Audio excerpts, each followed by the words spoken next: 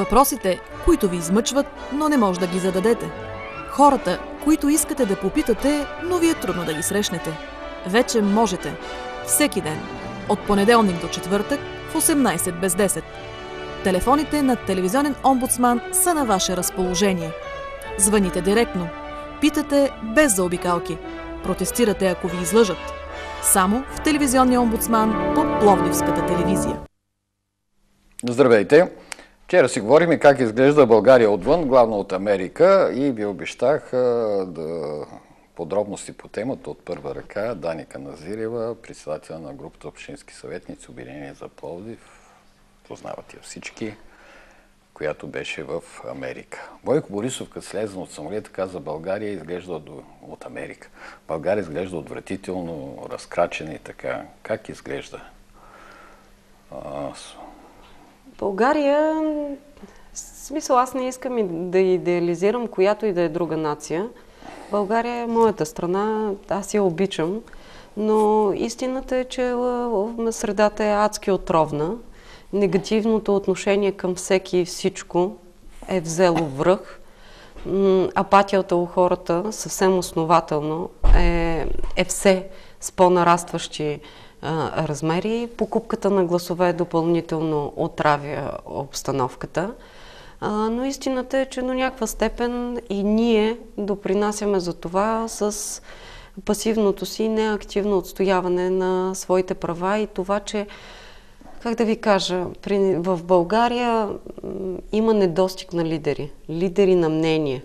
Има двама-трима някъде си и адски много мързеливи и безработни след него влизат като опашка, било в парламент, било в общински съвет.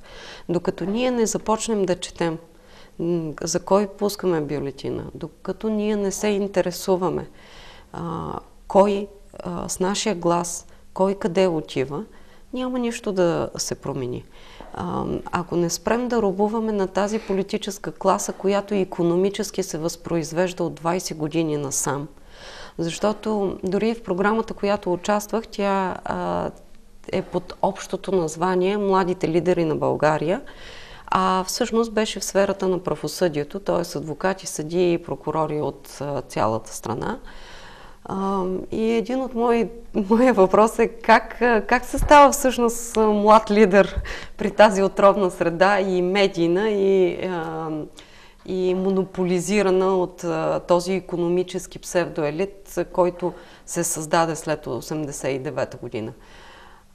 И именно начина, по който е всъщност ние самите да осъзнаем ролята си като общество и да започнем да четем. Най-малкото, което можем да започнем, е наистина да четем преди да пуснем своя вод. Защото след това с нашите гласове, взимайки субсидии за нашите гласове, се купуват избори. Така че моят призив, това, което видях там, пък и изобщо като усещане за средата, е да станем по-отговорни към вота, който даваме. Това е така. Да, това е... А иначе мога много да говоря, че, например... Вие попаднали там по програма на USAID, конкурс, така ли? Да, конкурс, национален конкурс. Борих се Колко души бяхте? Аз се борих в квота 8 души за цяла България и съм щастлива, че бях една от тези 8 адвоката за България. Иначе общо бяхме 24-ма, т.е. 8 съдии, 8 все прокурори. Млади лидери?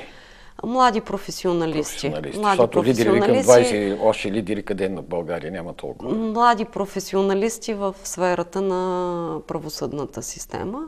Имахме огромния шанс да се докоснем до една друга система, до един друг ред, видян чрез институциите. Всъщност това, което мен най-много ме впечатли, е, че там експертите, така прословутата интелигенция, която я наричаме, всъщност тя не е сама по себе си експерт или интелигент, ако човека, за който говорим, не е част от обществото и не допринася, не рефлектира неговото поведение, неговия труд върху развитието на обществото. Било като възпитание, като превенция, като модел за подражание. Тоест, хората, професионалистите в щатите се преценяват тяхното отражение, техния професионализъм в обществения живот.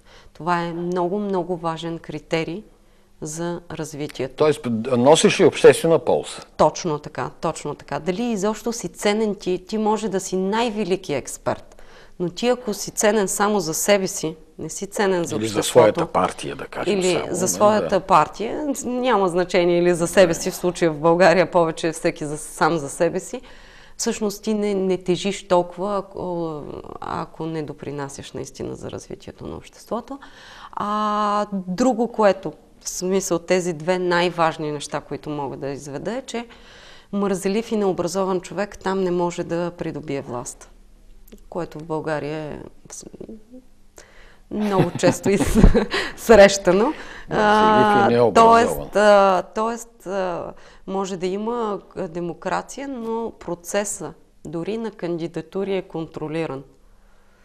Добре ли, може да, ако си така партийно лоялен, ако си роднина на еди кой си, няма. Сигурно има. Вижте, няма сигурно място в света, в което да няма корупция и да няма връзки. Но въпросът е на какво ниво е тази корупция.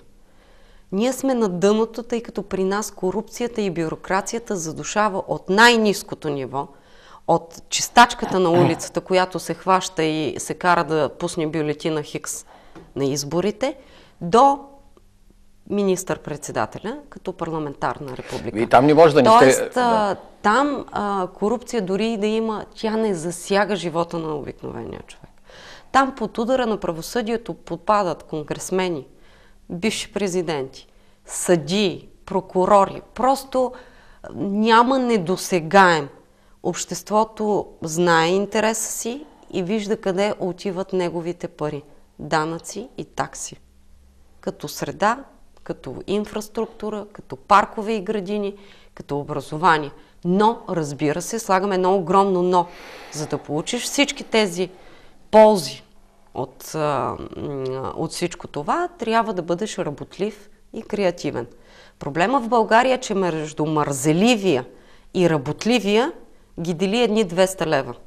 Ако не работиш и си мързелив, например, получаваш 300-400 лева. А ако работиш, денонощно даваш и дежурства, и извънреден труд или на няколко места, получаваш 600-700 лева. Тоест тук разликата в статута и в положението е много, много малка.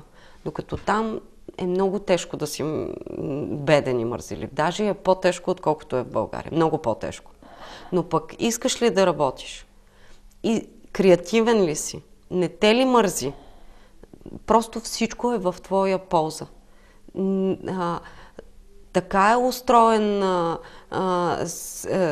устроен, не искам да кажа като режима, като уредба изобщо, че е осъзната ползата от инвестиции, ползата от бизнеса, ползата от някой да инвестира средствата си там. И няма бюрокрация. Няма бюрокрация. Тоест, здобиването с един документ става по толкова бърз, електронен, предимно начин и без чиновническа намеса, която да те бави умишлено с цел рушвет, че просто стига да искаш да имаш възможност да инвестираш, да рискуваш, всъщност законите така са направени, че да те улеснат максимално повече.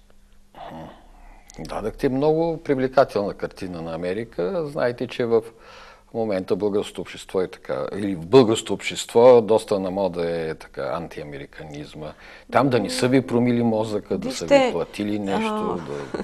Няма как на мен точно някой да ми е плати. Точно аз няма да съм им чак толкова ценна. Не, аз сутринта... Като човек, като обществото. Аз разбира се, че провокирам. Само сутринта говорих с един много сериозен човек.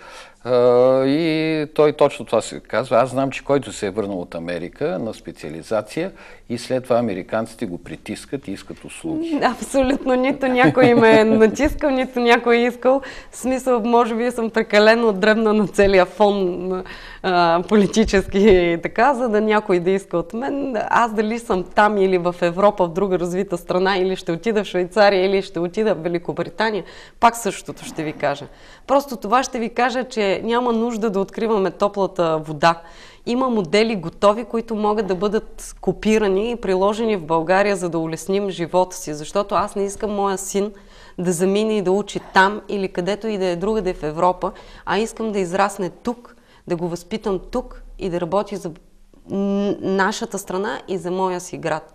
Аз не искам след няколко години да трябва да събирам средства, за да го изпратя за негово добро, някъде навънка да завърши, с цел да се установи там и да живее в едно истинско демократично общество, в което когато работиш, печелиш, когато си мързелив, си на улицата. Просто, пак казвам, няма да идеализирам която и да е нация, но няма кой жив човек да не направи разликата между това ти да си данъкоплатец тук, да работиш и да си данъкоплатец някъде другаде и да работиш. Разликата е огромна. Ако нямаше такава разлика, нямаше то вече, не знам дали стотици хиляди, да кажа, или милиони млади българи и разбира се и други напускат страната ни. Чай да чуем сега един зрител вече имаме. Ало? Да. Добър ден. Добър ден. Искам да попитам нещо, госпожа Каназирева. Намалете телевизора. Госпожа Каназирева. Аз ли да намаля? Ви намалете телевизора си. Да, ай сега. Да. Искам да ви кажа, чувате ли ме? Да. Чува. Живея на улица Изток. Имам оплакване. Не само аз, съм и много мои съседки, които останахме малко българи. Но на улица Изток, 6 или 8 номер, има една къща, която издълбала долу тротуара, масички, кафене. По тротуара не може да мине, защото той не съществува. Той е за масички, издълбан долу. Минаваме с колички за децата по самото платно. Разбирате ли? По-надолу има една къща, цялата бяла мраморна, пак посока гробища. След няколко къщи след тази. Там пък имаше стена, беше сложил той на тротуара и даже си цементирал и взел от пътното шосе 70-80 см цимент, там си слагам микроволновка. Аз ви благодаря за сигнала. Добре, прекъсвам ви, обаче сега говорим по друга тема. Извинявайте, нали? Аз на госпожата ще й кажа, че ще подадем сигнал, ще й съдействаме пред съответните институции. Много ви моля, потърсете ни, ние сме съвсем близко до вас. На Мария Луиза 27, Съюза Пловдив. Заповядайте, за да може да изпишем сигнала, по-подробно да не е по телефона, и ще го депозираме. Ето за това говоря и между другото тази госпожа е много добър пример. Не може, когато ти плащаш данъци и такси, да имаш подобен проблем и да се налага да звъниш в медиите с цел той да бъде решен. Това е ненормално. В Сан-Франциско, пак ви давам пример там, където и аз ще ви давам абсолютно нормални примери, не за нещо, което не можем да го постигнем. Стотици декари паркове, което можем и тук да имаме. Имаме разкошна гребна база, градини, лалута и така нататък. На всяка една градина има табела, че жители на общината не заплащат данъци и такси. Тоест, всичко там е направено така, че това е някакъв елементарен пример. Все едно да отидем в нашия музей и жители на общината да не заплащаме такси. Това е един елементарен пример как, когато плащаш данъци и такси, ти какво получаваш насреща. Като среда да отглеждаш и възпитаваш децата си. Това е всъщност живота. Там, където човек живее. Например, тази госпожа изобщо не я интересува на жълтите павета утре какво ще се случи. Въпросът е, че тя, когато изкара внучето си, няма тротуар, през който да мини. И това са важните теми, по които не се обръща внимание. Но тя рибата се вмирисва от главата. Като сме в София, пак казвам, София, като казвам този наистина псевдоелит от 20 години, това се произвежда този модел, защото някой си става лидер един, по него повлича колкото и свясни 3 пъти повече необразовани и нереализирани хора, назначават се къде е кмет, къде е общински съвет, къде е директор на общинско предприятие, къде е заместник кмет и ето го резултата. Всъщност за това, което говорим, се свежда до едни нормални условия за живот. Сега един американски посланник беше казал за българското правосъдие и казва, вие имате правосъдие за бедни и богати. От филмите знаем колко е скъпо американските услуги правосъдни, да кажем. Не е вярно това. Това не е вярно и не знам защо и как се е внушило това нещо. Напротив, в Щатите е разработена цяла програма от няколко години и цели отдели, включително и библиотеките. Ето и това можем да взаимстваме. Например, имаме прекрасни библиотеки, които тънат в забвение и никой не инвестира в тях, които служат за центрове, хора, които нямат възможност да си заплатят на адвокат, да си заплатят юридически консултации, получават консултации напълно безплатно и помощ юридическа, как те сами да се представляват пред един съд. Тук това не може да стане. Вие ако идите сам, ще бъдете изгонен и т.е. вниманието ви няма да бъде... Това честно казвам и аз не го знаех. Да, защото и това ви го казвам. Мисля, дали аз не мога да се представлявам. Дори вие, като гражданин на света, ако зададете въпрос на сайта на библиотеката на Конгреса, която е един уникален по размерите си и естеството, между другото там има пълен набор правна литература от преди векове, българска правна литература в тази библиотека в Конгреса в Вашингтон, вие ако зададете въпрос на сайта, до 2 месеца ще получите отговор и консултации. Абсолютно безвъзмездно. Много от библиотеките са превърнати именно в средища, научни средища, към които работят добри професионалисти, които предоставят подобни анализи и консултации. Има цели зали, има цели библиотеки към съдилищата, в които всеки гражданин може да влезе и да направи справка и да получи помощ. Цяло пояснение как той сам да се представлява пред съда. Знаете ли при нас колко идват с папки хора, загубили надежда, не знаят какво? Ето, защо това не го направим? Имаме прекрасна библиотека. Добре, от това, което вие Вазов. видяхте, според вас, кое е приложимо по принцип и кое конкретно вие бихте използвали? Ето, това за библиотеката категорично би го използвала. Второ, впечатлиха ме защитените жилища за жени и деца, страдащи от домашно насилие. Страхотни центрове, в които са най-вече финансирани от общината, говоря това, което може на местно ниво да се случи, съвместно с съд, прокуратура и социални работници. Тук не можем ли да го направим? Толкова тук много жилища, проекти. Но къде е общината, къде е функцията на общината като институция най-близко до хората? Толкова са се самозабравили, че всъщност ние служим на тях, а не те на нас. Този менталитет ме ядосва, предизвиква и ще продължа да говоря, докато наистина, не е смисъл такъв резултат ще, ако получим доверие, ако не, просто ще се оттеглим. Значи не сме озряли до това ниво, че да отстояваме ние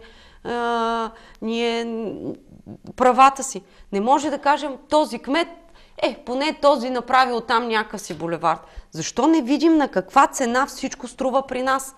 Че покрай един булевард толкова пари се харчат, нашите пари, че още 3 детски градини или 3 ясли могат да се направят. Или редица пенсионерски клубове. Или да се разшири обществения транспорт и в околността на Пловдив, защото редица пловдивчани работят в околността. Това е едно изречение. Промяна в закона за автомобилния превоз. Само ви давам приложими елементарни примери. А заинтересовате ли се от работа на общинските съвети, местно самоуправление и администрацията? Да, категорично. Това е разликата. Пак като отношение към гражданите. Пак като отношение... Разбирате ли, наистина там може да има корупция, но тя не е видима. Чисто е. Инфраструктурата е уникална.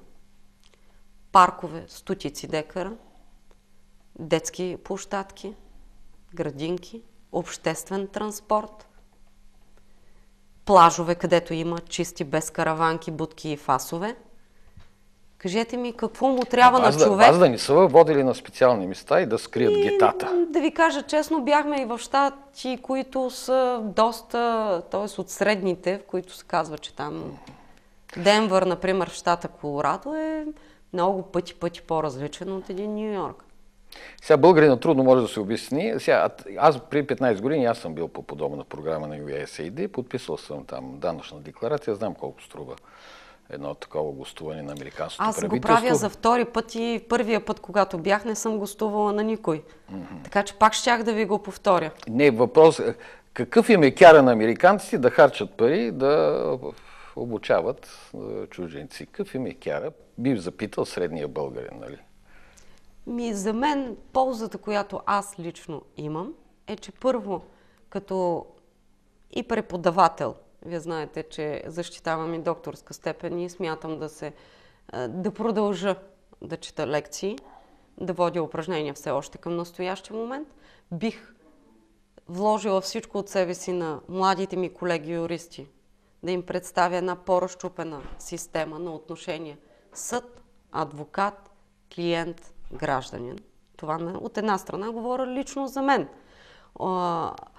От друга страна, това, което бих направила е, в един момент, ако спечелим ние доверие, редица предложения, които са достъпни за Пловдив и за България, бих ги внесла като законопроект или пък като решение в местния парламент и биха станали факт.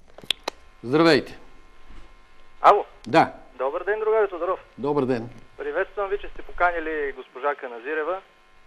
Аз като човек с българско и американско гражданство, тук от известно време, 2/3 прекарвам времето си в Съединените щати. Искам да попитам госпожа Каназирева, знае ли защо американците са постигнали такъв напредък? Засегна това за прокуратурата, нали, че си вършили работата. Знаете ли, че в 40 от американските щати главният прокурор се избира директно от народа. Главният прокурор на съответния щат, на съответния град, на съответната административна област се избира директно от народа. Същото важи и за шерифите, местните началници на полицията. И тяхните мандати също са по 2 години, както кметовете. Знам го това нещо. Затова американците не може да ги настигнем и не след 10, ами след 100 години. Знам го това нещо. Благодаря за обаждането. Знам го това нещо.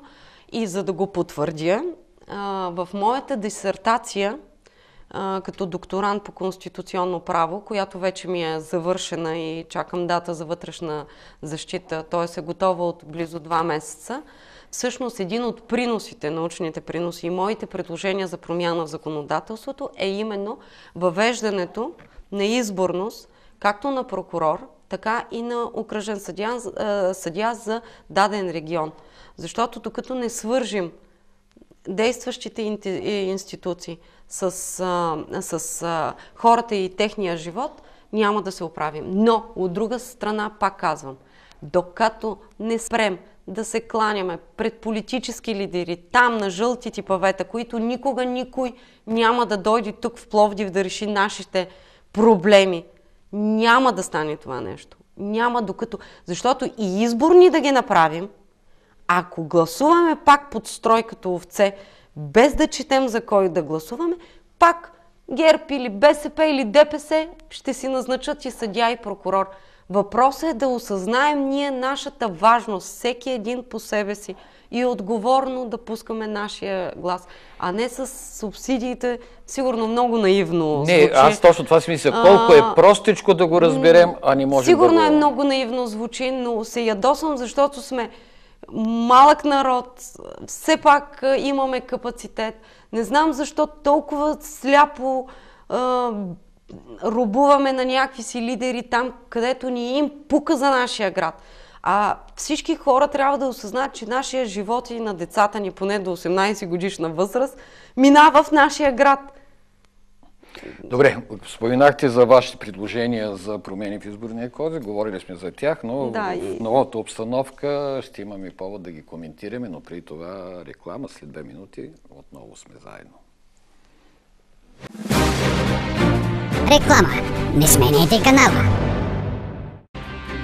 Професионална гимназия по машиностроене Пловдив подготвя специалисти в областта на машиностроенето с дневна и вечерна форма на обучение. Училището разполага с високо квалифицирани преподаватели и с отлична материална база, специализирани учебни кабинети и работилници, оборудвани с модерна техника. Училището работи по европейски проекти и осигурява провеждане на производствените практики в Испания, Германия и Великобритания. Успешно си партнираме с Технически университет Пловдив и водещи фирми от Пловдив и областта, където провеждаме учебна практика в съвременни лаборатории на модерни машини. Добрата професионална подготовка по търсени и добре платени професии е предпоставка за добра реализация на трудовият пазар в България и Европейският съюз.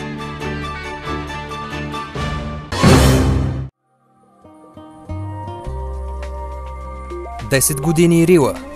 10% отстъпка. По случай 10-та годишнина на строителен хипермаркет Рила, всеки клиент пазарувал в брой на 21 юни, събота, получава 10% отстъпка за всички стоки извън промоция. Очаквайте всеки месец изненади от строителен хипермаркет Рила.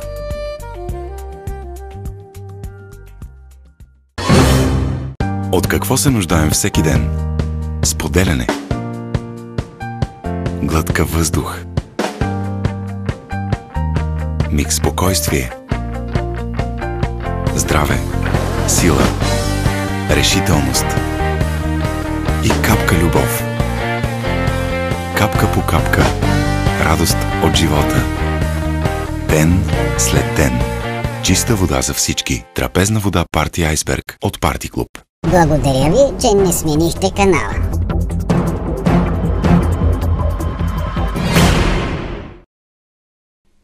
Продължаваме нататък, но да чуем един зрител, че звъни от доста време. Ало? Ало? Ало? Да. Ало? Да, слушаме ви. Здравейте, Дани. Радвам се, че сте на гости в телевизията и че имах голям късмет да се свържа с вас. Слушах и може би нямаше да се обадя, обаче като засегнахте съдебната система, не се стърпях. Вие сте много опитен общински съветник и ще ви загадя, за което вие ще се досетите хората едва ли. На Сточна гара се построи на спирката една кооперация, в която е набъркана общината. Тази кооперация не може да вземе АК-16 без мен и моя съпруг. И аз знам защо, тук е дълго и няма смисъл да се разказва. Няма да разбират хората нищо.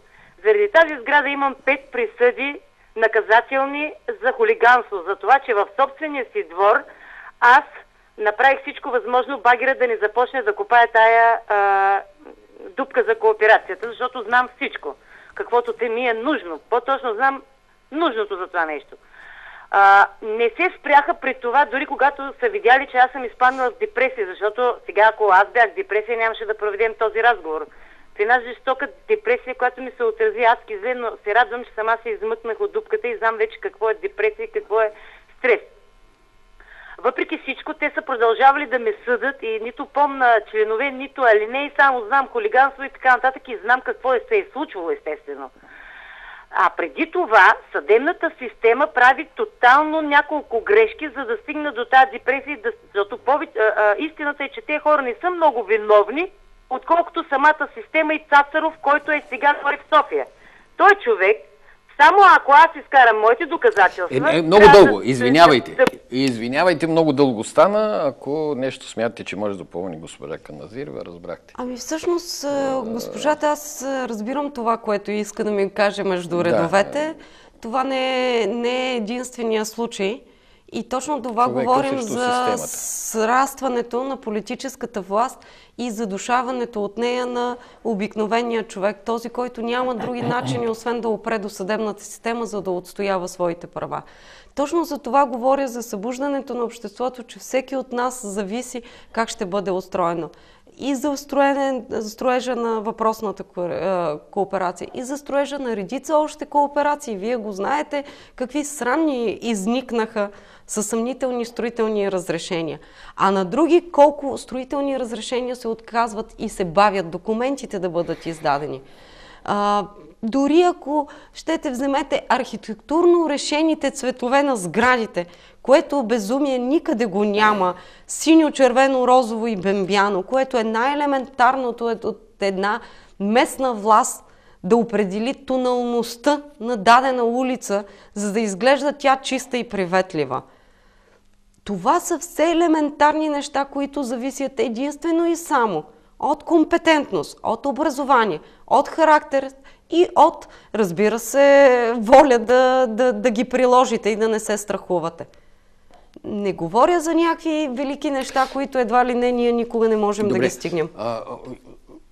Извинявам се, че прекъснах разговора или така, но просто нямаме време за конкретни казуси, които не знам колко хора интересуват, въпреки че всеки човек, като си има такъв казус... Но този казус до него има... Той е типичен. Сега, казус. Стигнахме до ваше предложение за изменение на изборния кодекс, да припомним. Припомнете, нали, колко бяха, какво им се случи, и на кои от тях, като че и дойде времето, само че никой не каза, това го предложи Дани Каназирева, да. Казват, Сергей Станишев го измисли, примерно, или не знам кой, или Бойко Борисов. Ставаме свидетели на предложенията, които всъщност ние предложихме, някакви си там ние, защото ние сме едва ли не малките хора от градовете и те големите умове на жълтите павета, моите уважения, но тези проекти ги написахме, предложихме, само можеха да направят копи-пейст и да ги приложат. Въпросът е, че първо, за мен все още няма политик на национално ниво, което да му стиска да скочи на ДПС. Това е безспорен факт и съм сигурна, че в следващото правителство отново пак ДПС ще дърпа конците и всички техни приближени, далечни и всякакви фирми и фирмички. Задължителният вод, да, когато в една страна няма нормална демократична страна, която все повече е ширеща анархията, безобразието и покупката и покупко-продажбата на гласове, за да стопим тази порочна практика, която се отразява и върху нашите гласове, където не искам, например, Столипин да определя моя кмет и моя депутат, който половината от тях не съм им чула гласа в Народното събрание, трябват рестриктивни мерки. Затова и предложихме. Защото ролята, балансиращата роля на ДПС и съответно купения глас могат да бъдат елиминирани, не напълно дори, но до максимална степен с едно активно гласуване. Второ, злоупотребата с списъци. Ние бяхме хората, които предложихме да няма списъци и да не се събират под път и над път ЕГН-та, за да се регистрира една партия за участие на избори. И това изискване да бъде премахнато. Защото то не води до никакъв позитив, а само до предпоставки за злоупотреба с лични данни. Защото къде е тогава идеята на специалния закон, закона за политическите партии, ако след това тези субекти ще ги караш допълнително да събират и набират подписи. Тоест, дайте тогава всяко едно гражданско обединение да събере хикс подписа 10 000 и да участва в избори. Нали? За това има закон за политическите партии. Редица предложения, например, да бъде експертна комисията, Централната избирателна комисия. И това не се случи. Виждате какво се случва, включително и с един казус в Германия, едно село, за едни българи, или в Холандия беше, които подадаха жалба. Да, подадаха жалба, как ДПС на турски език води предизборна кампания и как се присмива на ДПС човека в Централната избирателна комисия на тяхната жалба. Точно се присмива. Ето и това наше трето предложение. Тоест, нашите предложения винаги са нормални, водещи до реален ефект върху било изборния процес или нашия живот в квартала или на уличката ни. Аз пак казвам, ние не сме хората, които ще откриваме топлата. Не искам чудеса да обещаваме. Но нека по-реални да бъдем, нека повече да държим на личностите, нека повече да разчитаме характерите и волята. Не някой се нареди след него още 10 човека и ние пускаме гласа си. Къде отиват? Добре, сега по край така наречено задължително гласуване, отново някакъв дебат стана за някакви промени. Не, това е фиаско на гърба на избирателя. Пълно заиграване. Смятате ли, че хората са дорасли до там, че да осъзнаят отговорността си? Това, което си говорим от толкова време вече. Ето, каза, прокурори, съдии се избират такова. Ако това се приеме, да кажем... Аз искам да бъда позитивна. Искам да бъда позитивна. Хората помогат ли да поемат тази отговорност да се избират сега и прокурори? Не знам. Ами всичко зависи от нас. Аз искам да бъда позитивна и винаги разсъждавам така. Щом имаше хора, благодаря на които не подкрепиха нас Съюза Пловдив на местните избори. Някакви си там хора, млади хора, аз се надявам до някъде да сме оправдали очакванията им, че поне дори в опозиция обръщаме внимание на всеки сигнал и не сме се предали и влезнали в каквито и да е коалиции и говорим и казваме нещата такива каквито са. Но щом имаше хора нас да не подкрепят, не партийно обвързаните, не с партийна шапка, не с субсидии, не. Искам да вярвам, че има хора, които в един момент ще осъзнаят. Но истината е, че за да пробием системата, трябва да бъдат много повече. Сега, Съюза Пловдив прескочихте ни избори за парламентарните. За Европарламента ги прескочихме умишлено и категорично, тъй като наистина средата беше отровна. Това не беше дебат за Европа и за мястото на България в Европа и за начините, по които България и евродепутатите, освен да получават заплати, какво ще направят за България, какво ще направят за децентрализацията, какво ще направят за Пловдив, какво ще направят за проекти. Това дебата за европейските избори беше сведен до махленски спор за кмет на село Горна Долна. Да, от 800 души. Съжалявам, но това не е дебата, който за мен трябва да се води, когато има европейски избори. На следващо място, всъщност от друга страна, искам да бъда и по-позитивна, тъй като от тези избори стана ясно едно, че България е проевропейски настроена, т.е. обръщане към Кремъл е трудно. Така е. Резултатите това сочат. На следващо място, до някаква степен има светлина в тунела с мажоритарността, защото преференциите проработиха. Дори и разбираш се, в малко листи, някой под въпрос дали е умишлено, но заработиха. Хората започнаха да мислят кой се кандидатира, какъв е той, какъв му е неговия бекграунд, неговата автобиография, за какво се бори и каква кауза отстоява. Искам така да вярвам, че това е някаква първа крачка към мажоритарност. И призовавам и ще продължа да го правя за мажоритарност. Защото ние гласуваме за депутати. Кажете ми, кой депутат, ето вие сте медия, която следите и може би най-много познавате пловдивския живот, живота на Пловдив. Кажете ми, цитирайте ми депутат, който се е намесил и се е борил активно за Пловдив европейска столица на културата, за проектите на Пловдив, за водния цикъл на Пловдив, за пречиствателната станция, за чистотата на въздуха в Пловдив, за стадион Пловдив. Дайте ми един депутат, който сме го изпратили там, който смело, без да слуша политически лидери, е станал и е защитил Пловдив. Сигурно има такива, но те водят Не, и са опълчил на лидера си. Те водят борба вътре в групата. Знаете ли, когато се явих на този конкурс, един от въпросите ми беше доколко е ценна моята професия като юрист в политиката и в обществения живот. Моят отговор беше, че много е ценна, ако можеш свободно да казваш и защитаваш мнението си. Така че, дай Боже, повече хора. Ало. Да. Добър вечер, здравейте. Здравейте. Здравейте. Дани, разбрах, че сте били в Калифорния. Да. Много ми е интересно дали да им кажете на хората каква администрация има в Калифорния. Така е. В едно малко градче в Сакраменто, която обслужва цяла многомилионна Калифорния. Така е. И друго да им кажете също за рида и дисциплината и за спокойствието, което цари и как спокойно можеш да живееш, за малката престъпност в Америка така и за малкото катастрофи и нарушения по пътищата. Така. И друго за образованието.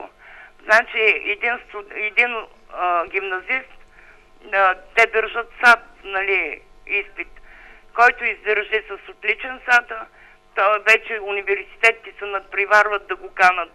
Така. И си определят, нали, кадрите по-нататък предварително.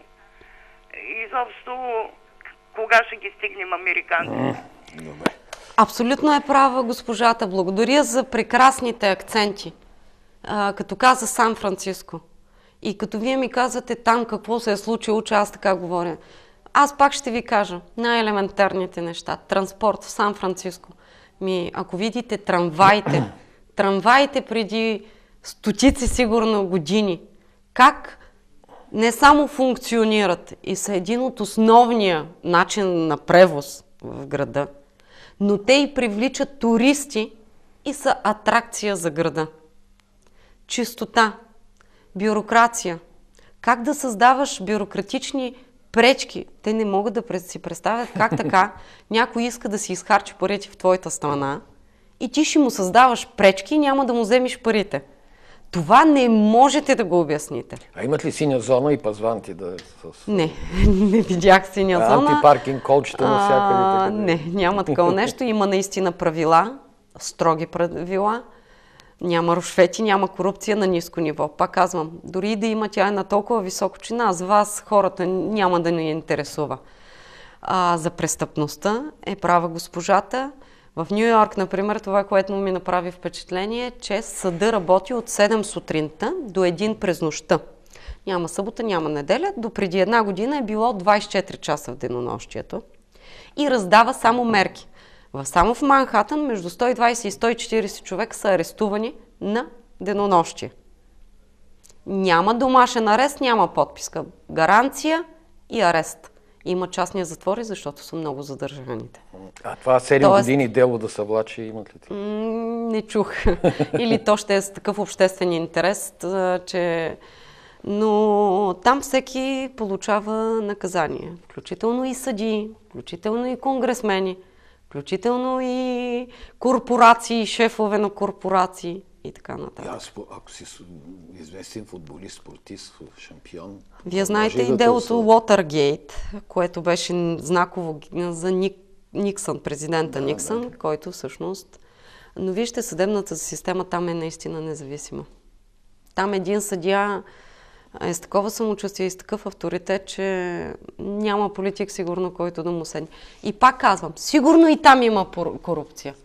Но тя е там някъде, където изобщо не ме интересува, като ще мога аз да изведа детето си, да играе в красиви паркове, да дишам чист въздух, транспорта да ми е сигурен, да имам работа, защото ми се работи. И родителите ми да са... Както разказвате, още не знам колко стотин ще избягат от България. Не, трудно е за емигрантите, навсякъде е трудно. Затова дайте да си спретнем нашата държава. Не да мием чиниите на някой друг. Ало. Да. Добър ден. Добър ден. С респект към академичната кариера на госпожа Каназирева, мога ли да задам 2 академични въпроса? Да, разбира се. Според вас, политическа класа, как гледате на този термин? Той състоятелен ли е? Какво съдържание има? И втория въпрос е свързан с първия. Вие самата чувствате ли се член на тази политическа класа? Благодаря. Сериозни въпроси. Благодаря за прекрасните въпроси. Политическа класа, как гледам към това понятие? Аз няколко пъти повтарям и може би това е моето разбиране, че в България от 1989 година наистина има един псевдополитически елит, който се възпроизвежда по икономически показатели, чисто икономически, задушен на жълтите павета. И не казвам, пак не цитирам София, а цитирам едно котило, което се възпроизвежда на икономически и политически принцип. Така че истинска политическа класа, осъзната като значение за обществения живот и преценявайки себе си като длъжен да развива и да допринася за развитието на обществения живот, няма и не го възприемам. Или поне не отговаря на моето разбиране. Дали аз се чувствам част от политическата класа? Не се чувствам част от политическата класа. Не се чувствам част от политическата класа, защото все още не се е намерил човек, който да обърне моето разбиране за развитие на местната власт и съответно на парламентарната власт. Като нормативна и подзаконова нормативна база, която следва да се приема, за да се развива обществото. Не се чувствам и затова може би в един момент, ако хората не ми вярват, може би ще съм от малкото, които просто ще се оттегля. Ще се оттегля от политиката, защото не искам да губя и своето време, и на семейството ми, и на времето на хората, ако няма да мога да бъда ценна и да се боря и наистина в един момент да имам възможността да допринасям. Така че не се чувствам. Вие докато обикалите света в тази бурна обстановка, някой от вашия съюз ни избяга ли, примерно при Бареков? Или... Радвам се, че до този момент, от когато сме създадени, въпреки че ние работим в една адски сложна и трудна ситуация, ние сме в опозиция, без подкрепа от който и да е, заявявайки смело и безотговорно своето политическо мнение, твърдо действайки като позиция и като решения, до този момент нямаме отказали се хора или поне аз не знам. И напротив, може да не е всеки ден, но например в месеца поне по 1-2 души стават нови членове. Не са много, но все пак показва, че някой оценява. Здравейте! Здравейте! Аз малко късно започнах да ви слушам. Добър вечер на госпожа Каназирева и на вас, господин Тодоров. Вероятно това, което искам да кажа, може би е говорено за това, но все пак искам да го кажа. Ако си спомняте, преди време аз непрекъснато приказвах за това преференциално гласуване. А вие смятахте, че не би трябвало така, или може би аз не съм ви разбрала правилно. Не, напротив, нашето предложение... Но направи ли ви впечатление кой електорат се справи с преференциалното гласуване? Да. Кой се ориентира и кой гласува 15-15? Така, във връзка с това, много ми се иска, може би ще стане след 5, след 10 години, може би няма да съм жива, но много ми се иска да има някакъв ценз, някакво ограничаване на избирателните права. Не може човек, който не може да чете, не може да разчете цифрите, да гласува наравно с мен, която съм завършила 2 университета. Това не може. Не може той да определя моя живот на децата ми. Сега, това може би някой ще каже, че не е демокрация, но и другото пък изобщо не е демокрация. Не може Айшето да ми казва аз какво ще правя и къде ще плащам и така нататък. Не може аз да плащам да си чисти махлата на Айшето, която си хвърля мръсната вода на улицата. И лошото е, че и политиците им плащат. Значи, това не го казвам, не съм го открила аз. Всеки казва, след като образованието е задължително, след като са създадени условия за образование и след като тези хора не се образоват, след като твърдят, че са бедни, и за това трябва да живеят в незаконните къщи и да не плащат нищо на това общество, да раждат деца и да взимат по 1000 лева, да се издържат от това и да превръщат раждаемостта в бизнес. Не може в това общество да има някакъв напредък. Няма да станем като Калифорния и като Сан-Франциско. Никога няма да станем. Но трябва да започнем. И между другото, само да добавя още едно към въпроса, че въпреки, че не се приемам като част от политическата класа, не отричам, че участвам в обществения живот и нося своята отговорност. И за това заявявам, че ако в един момент това, което правим, не оправдава доверието на хората, ние просто ще се оттеглим и ще покажем, че има хора, които се оттеглят. Могат и имат силата да се оттеглят, а не да се пазарят, колкото и малки да стават, за да се закачат за някъде. А относно обаждането на госпожата, това беше част от нашите 8 основни предложения. Преференциален вод без праг, т.е. с нула праг, за да може поне партийно обвързаните хора, защото аз се уважавам и тях, всеки има правото и свободата да членува където иска, да пренарежда спуснати от жълтите павета отново партийни листи. Така че аз съм за образователния ценз, категорично подкрепям. Да, в Америка има ли ценз, все пак да покажем? Разбира се, че образователният ценз е много спорен, но чрез различни механизми той може да бъде въведен. Но в Америка няма. В една... Но в Америка няма и електронно гласуване. В Америка няма и електронно гласуване, а ние сме тръгнали него да въвеждаме, а пък не сме си спряли ромските махали. Съжалявам за така оговоренето, но това е истината. Да, категорично смятам, че ситуацията, в която се намираме, изисква бързи и рестриктивни мерки. Образователен ценз и, разбира се, висока избирателна активност и мажоритарност. Просто дано проумеем, че имаме недостиг на лидери на мнение. Ако има повече такива, ще има повече все пак диалог, най-малкото поне. Здравейте, намалете телевизора. Здравейте. Аз искам да попитам, това активно гласуване равно ли е на задължително гласуване? Значи това комунистическо изчадие задължителното вече не дойде до гуша. Плащахме ергенски данък задължително, ходихме на бригади ученически, ходихме на студентски бригади, ходихме в работата, там имаха право по 15 дена да напращат.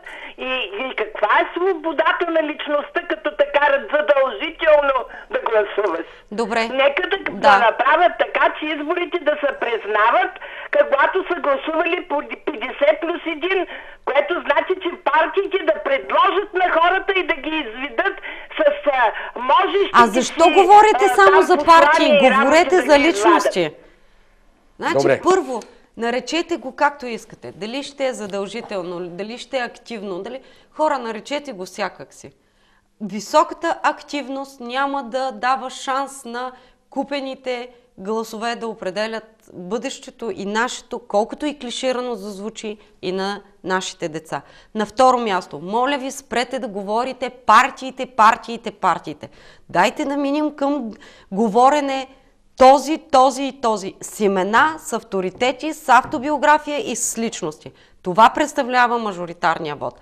На следващо място, да, едно от нашите предложения, освен мажоритарност, преференции и всичко останало, беше изборите да бъдат в работен ден, обявен за почивен, както е именно и в Щатите, в който всеки знае, че този ден е той да упражни правото си на глас, който глас ще даде развитието на общината и страната за следващите 4 години. Добре, но все пак в Щатите задължителен вод няма и не може да има, предполагам. Да, няма и не може да има. Но ние, когато стигнем поне някакви проценти, можем да отпуснем. Пак казвам, нека всеки да си го нарече както иска. Но гласуването стопява купения глас и махалите. Това е истината. Съгласни ли сте с мен? Не напълно.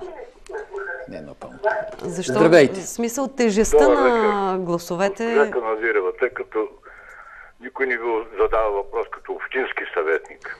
Много нависоко почнахме да се целим. Айде като общински съветник ми обяснете. Защо гражданите нямат как да научат какво ще гласувате на следващата сесия. Това нещо може да бъде поне една седмица по-рано извадено, ако трябва, пред сградата на Общинския съвет. И всеки, който милее за Пловдив, да даде своето отношение към всеки от въпросите, които ще поставите на тази сесия. И да има някакъв праг, с който гражданите да отъждествят положително или отрицателно това, което ще решите вие като пълномощници на тези хора. Това да бъде нещо допълнително към решението на Общинския съвет. Благодаря за прекрасния въпрос. Много хубав въпрос. И много откровенно ще отговоря веднага. Хора, дайте да гледаме за кой гласуваме. Значи, искам да ви кажа, господине, че не само вие, аз като опозиция, тъй като съм опозиция, много пъти не знам какво се внася от кметската администрация за сесия. Преди 3 години материалите ни се предоставяха на общинските съветници 5 дни преди заседанието. Сега действащото мнозинство в Пловдив, в което участва и ДПС, и сини, и всякакви такива разновидности, промениха тази дата от този срок от 5 дни на 3 дни. Извънредните точки продължават да съществуват като принцип на работа. Тоест, отиваме на сесия и ни се съобщава какво извънредно ние ще гледаме. Така че, господине, не само вие го искате това, аз го искам също, за да знам какво ние трябва да гласуваме. Но точно за това ви казвам, и това е много лесно разрешимо и като сайт, и пред общината, и по-рано да се обявява дневния ред. За това ви казвам, вижте какво се случва и когато гласуваме, нека да претегляме всеки един такъв момент, а не след това така, искам тук да се вмъкна за малко. И за Пловдивската телевизия. Сесиите се излъчваха по... Знаете ли колко хора мен са ме питали и са ме срещали и са ми казвали, защо Пловдивска обществена вече не излъчва сесиите? Защо ние по този начин все пак се осведомявахме за дневния ред на Пловдив, кой как гласува, кой какви тези има. Това сигурно поне, айде да не е повече, но 100 човека са ми задали този въпрос. Ето това е също един канал на информация. Защо спряха да ги излъчват?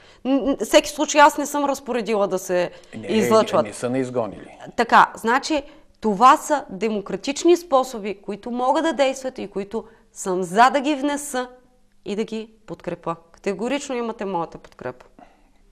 Никой не е гонил, искам да кажа. Да, но... Просто аз обясних, че ние не сме обществена телевизия реално, ние сме търговска телевизия и на екипа някой трябва да плати най-малко. Така, обаче... няма откъде да извада парите. Така, и някой постарали се това да се случи, за да има повече обществеността да знае какво се случва на сесията. Аз мисля, че го въздъхнаха както и да е.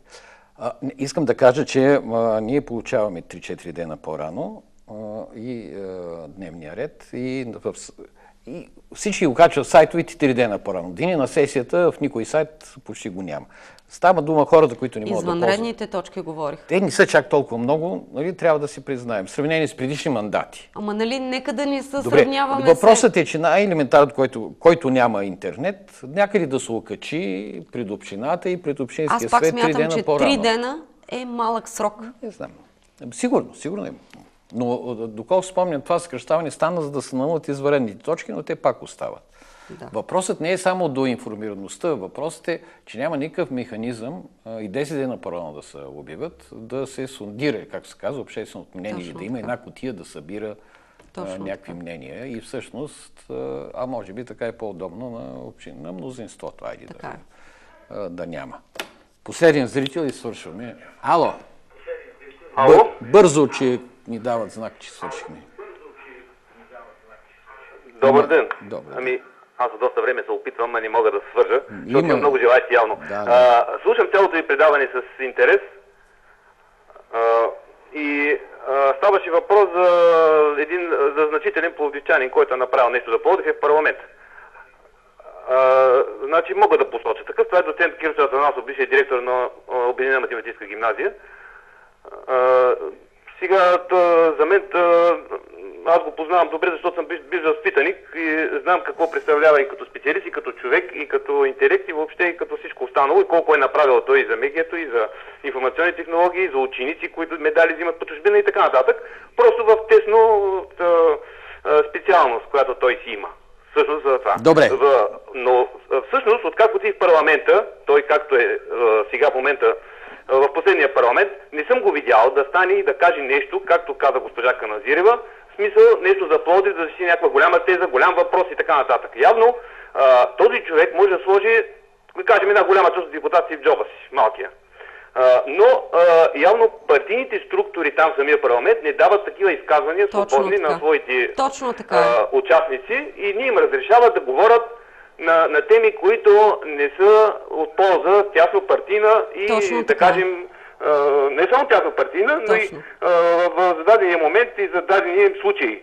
Просто се задушава всичко и тия структури, дори човек, който е свясен, не може да си каже думата там. Добре, разбрах. Точно, ако ми дадете право на едно изречение, това исках да ви кажа. Може да е добър професионалист, но когато той не е полезен за обществото, в което живее, много важно, че е добър професионалист.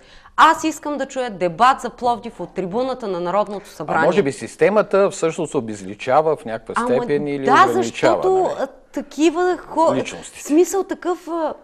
Именно за това помолих, стига партии вече, дайте да говорим за личности. Искам дебат от трибуната на Народното събрание за Пловдив. Пловдив е лакмуса на политическия живот в страната. Пловдив е бил решаващ за изобщо израстването на нашата страна и заслужава представителство на така наречените жълти павета. Това се ядосвам, че не го виждам. В Америка има ли последния въпрос жълти павета? Знаете ли, че в Америка, като казвате Сан-Франциско, българи са лобирали пред Общинския съвет в Сан-Франциско и 24 май е официален празник на славянската писменост в Сан-Франциско? Че навсякъде има българи, които милеят и са готови да помагат, ако някой може да разговаря с тях. Много идеализирахме Америка, не знам. Не си ли изкушавате... Всяко едно общество ще идеализирам, което е успяло да си подбере така хората, че да живее и възпитава децата си в ред и чистота. Добре, благодаря. Аз също благодаря. Успех, беше интересно. Звъни още, и пак ще дойде. Довиждане.